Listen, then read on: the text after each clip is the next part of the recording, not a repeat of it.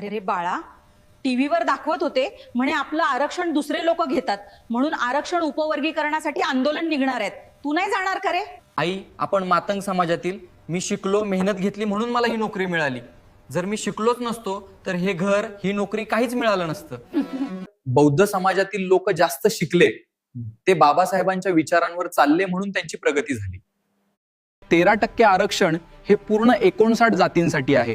जो शिकतो, पात्र ठरतो, त्यालाच त्याचा फायदा होतो. हो रे माझ्या बाळा, आज आपण जी भाकरी खातोय, हे घर, हा सन्मान, हे सुख सगळं बाबासाहेबांमुळेच.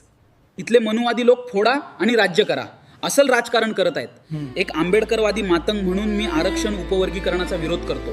दीन दुबळा